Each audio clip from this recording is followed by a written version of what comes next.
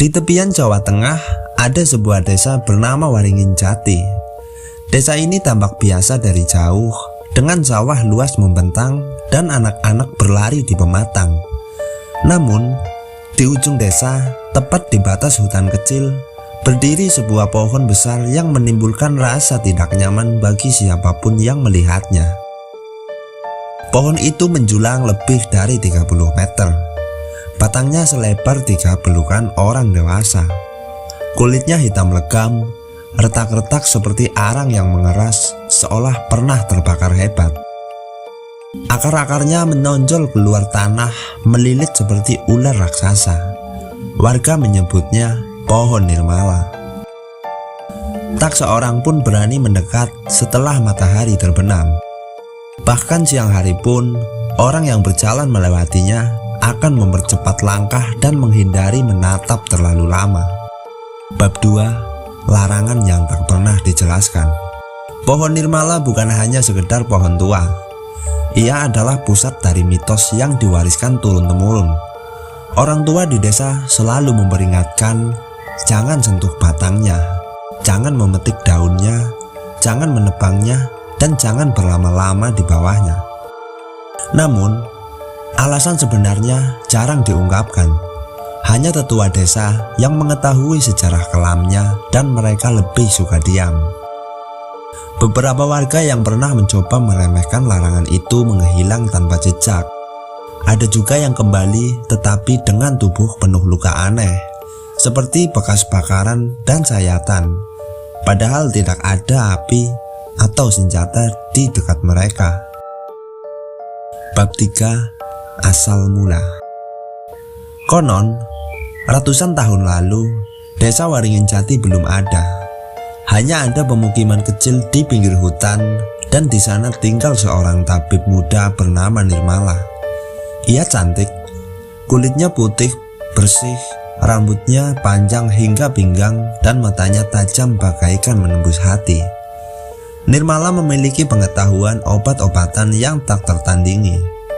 Ia bisa menyembuhkan luka berat hanya dengan ramuan dari daun, akar, dan bunga yang ia kumpulkan dari hutan. Namun, suatu ketika wabah aneh melanda desa. Orang yang terkena penyakit itu tubuhnya membiru, napasnya sesak, dan akhirnya meninggal dalam hitungan hari. Nirmala berusaha menyembuhkan mereka, tapi semua pasiennya justru mati dengan kondisi lebih mengenaskan.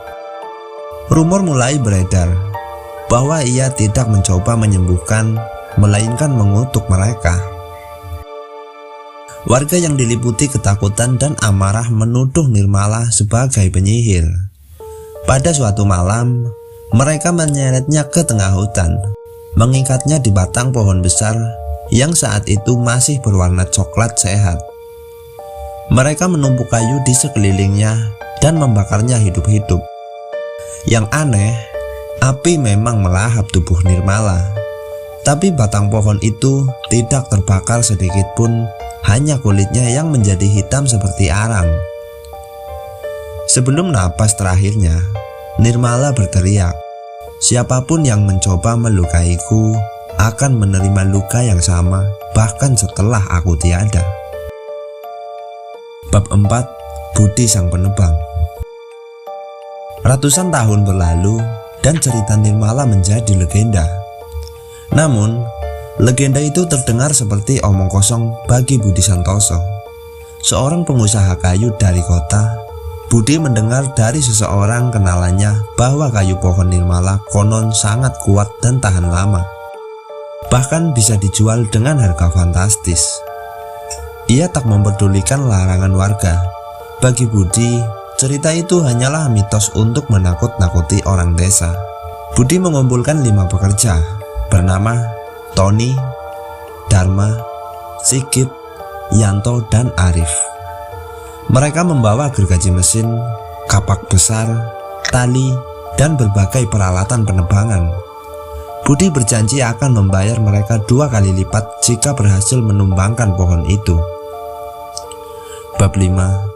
Peringatan tetua desa. Sebelum masuk hutan, seorang tetua desa bernama Pak Rawi menghampiri mereka. Pak Rawi berkata, "Nak, jangan kau sentuh pohon itu. Ada hal-hal yang tak bisa kau mengerti." Lalu Budi pun menjawab, "Pak, saya cuma mau tebang kayu. Kalau di pohon itu bisa dijual, semua orang di sini akan dapat bagian." Lalu Pak Rawi berkata, "Bukan soal uang, itu soal nyawa. Banyak yang mencoba, tidak ada yang kembali utuh." Budi hanya tertawa kecil dan melanjutkan perjalanan. Bab 6. Usaha pertama.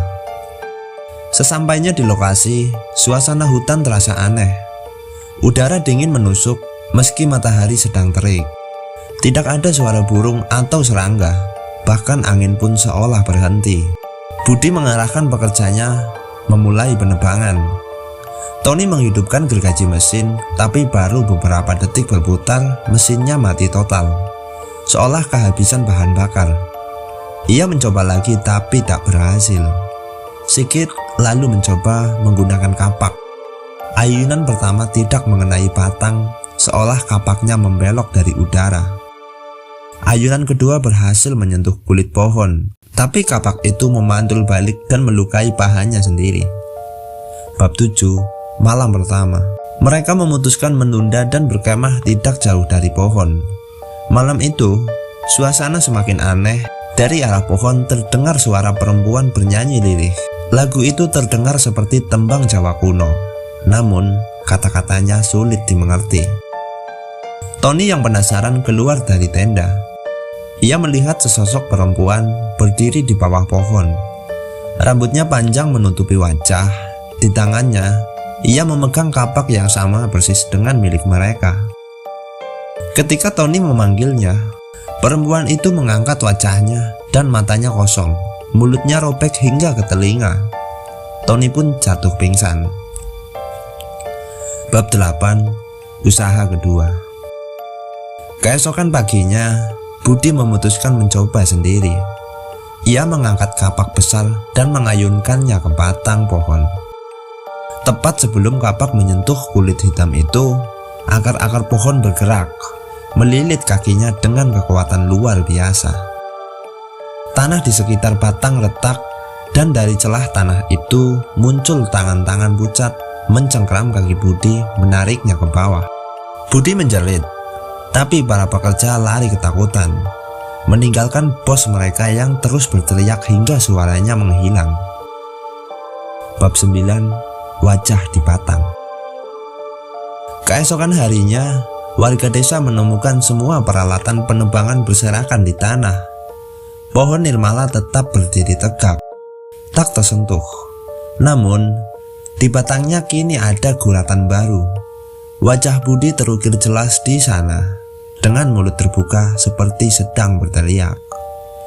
Malam-malam berikutnya, orang yang lewat di dekat pohon itu mengaku mendengar suara Budi memanggil dari dalam batang, "Tolong, aku masih di sini."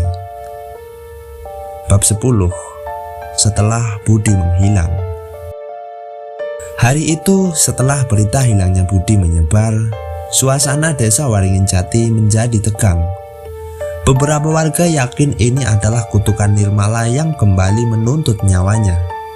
Namun, pihak keluarga Budi tidak percaya.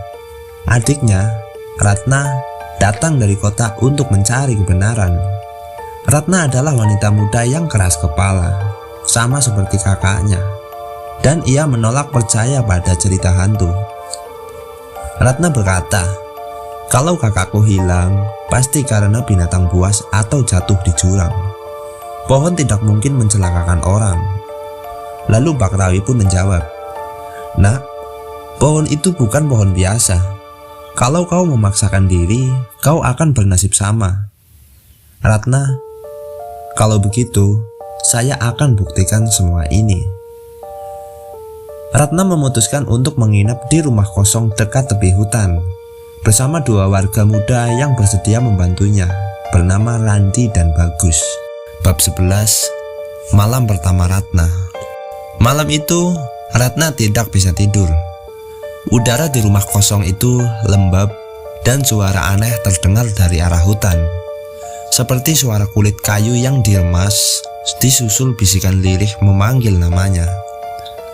Ketika ia menatap keluar jendela, ia melihat sesuatu di batang pohon nirmala.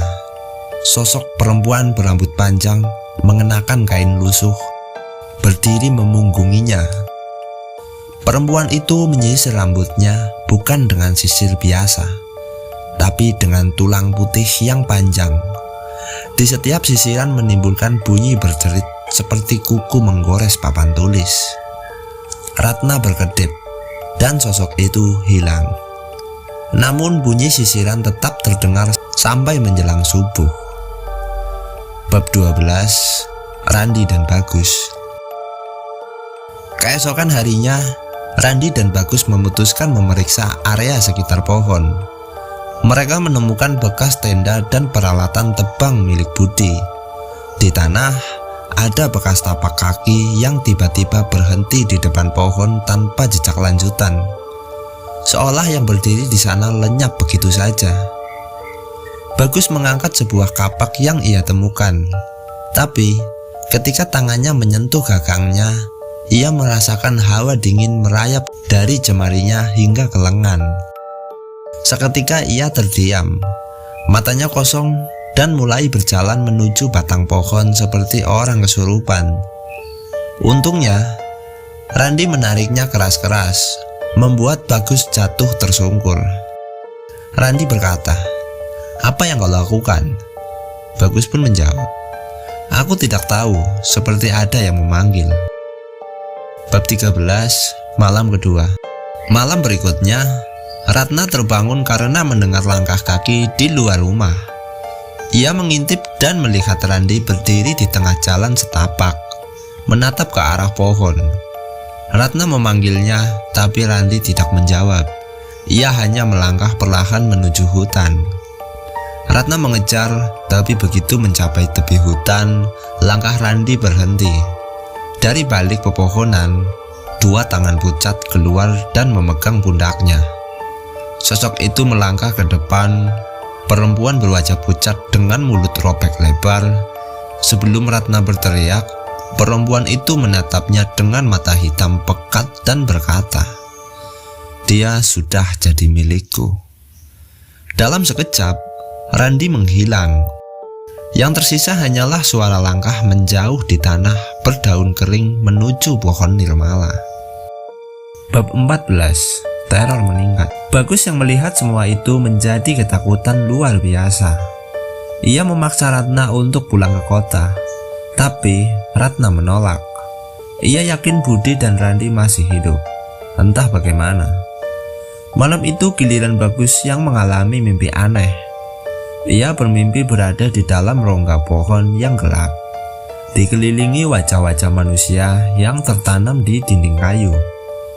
Wajah-wajah itu mengerang pelan, memanggil namanya, dan dari sela kayu, cairan merah pekat menetes membasahi kakinya. Ketika Bagus terbangun, kakinya benar-benar basah, bukan darah, tapi air hitam berbau busuk, sama seperti air yang keluar dari akar pohon nirmala. Bab 15, menggali kebenaran. Ratna akhirnya memaksa Pak Rawi menceritakan seluruh kisah nirmala secara detail. Ia baru tahu bahwa setelah dibakar hidup-hidup, arwah nirmala tidak pergi. Pohon yang menjadi tempat kematiannya menyerap jiwa dan tubuhnya, menjadikannya bagian dari dirinya.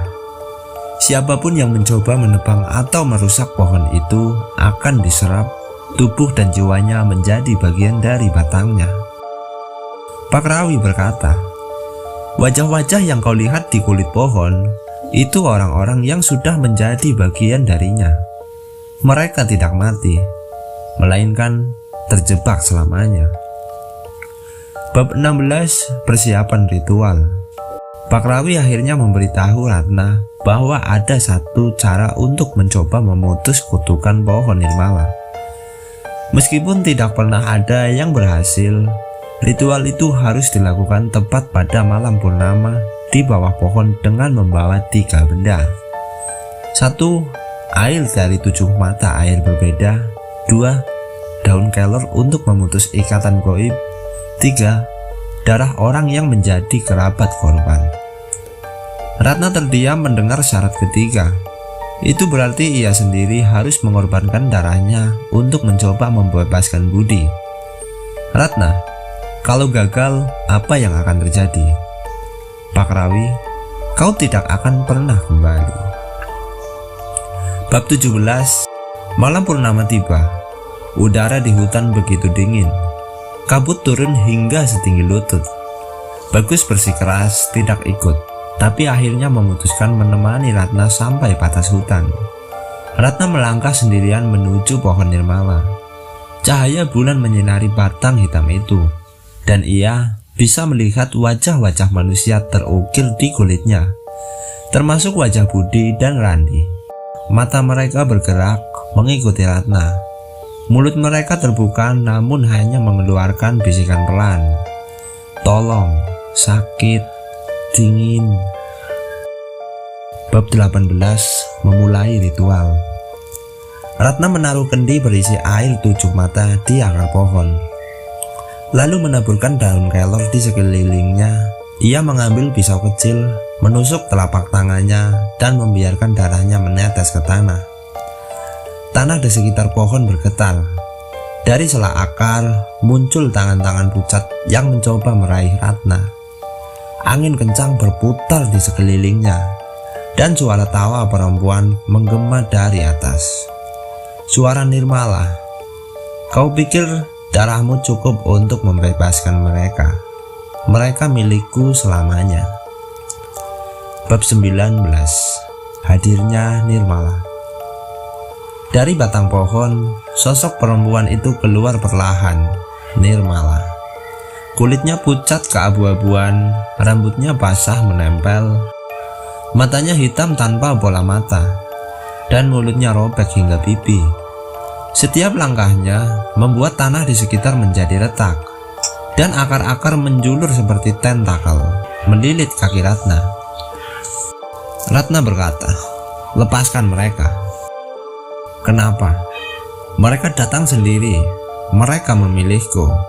Seperti kau akan melakukannya malam ini, ucap arwah Nirmala. Bab 20. Perlawanan. Ratna berusaha melanjutkan ritual sambil melawan lilitan akar.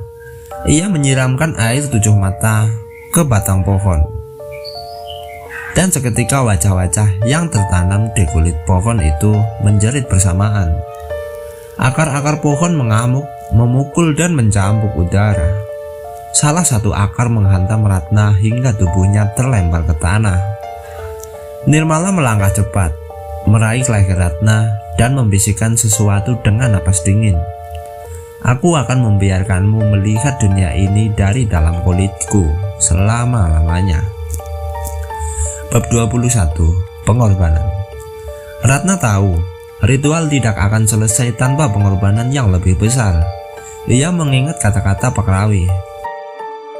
Untuk memutus ikatan, kau harus memberi lebih dari sekedar darah.